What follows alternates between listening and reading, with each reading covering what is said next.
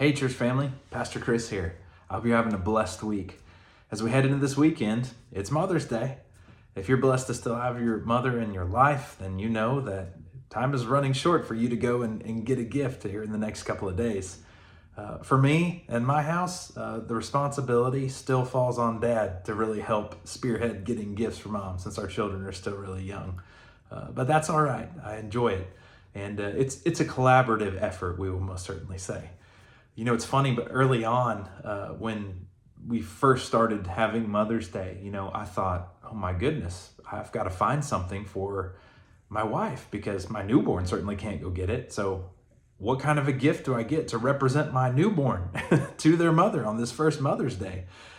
And so, I really tried to research that. I asked family, I asked friends, I looked on the internet, tried to Google what are good gifts that you can get for a mom for her first Mother's Day. And, it felt so stressful because I just wanted to get that perfect thing. And in that, I was just trying to take all of these facts that I had knowledge about in an effort to try to make a decision.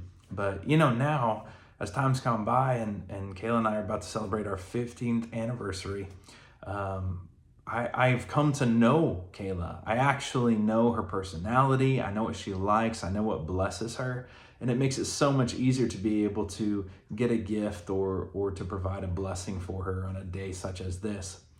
That's how it goes as spouses. The more we spend time with one another and get to know one another, we actually come to know each other. And in that, we learn about one another. Well, it's the same with the Lord. And as we see in the Word of God, He desires for us to actually know Him.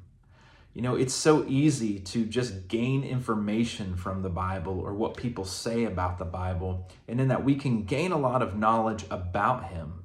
But God says, I want you to actually know me. I want you to have a relationship with me.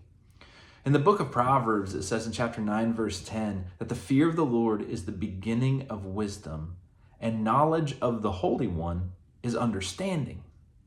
So we see in that to actually know God is to understand Him, to understand who He is, to understand His will, to know of Him, not just about Him.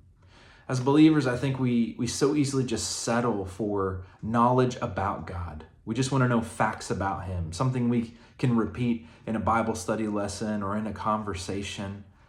But the call of God is that we would actually know Him intimately. That's what He desires through Jesus Christ. And the reason for this is in order that we could reveal His will to the whole world.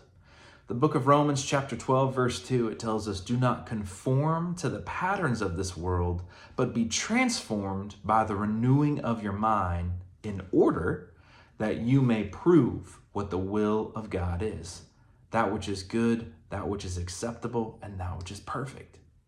Church, that is a call for us to reveal the will of God through the transformation of our mind. How does that transformation come about? Through understanding Him, through getting to know Him, through building that relationship with Him. In the same way we put forth that time with our spouse early on and continually throughout our marriage, God has called us to build that relationship with Him. And the great news is, as we draw near to Him, He draws near to us.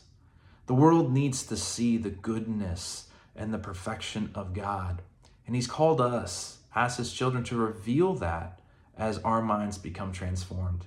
So church, let me encourage you this week as you press in and reading the Word of God, as you pray, continue to get to know God, actually know Him, and don't settle simply just for knowing facts about Him.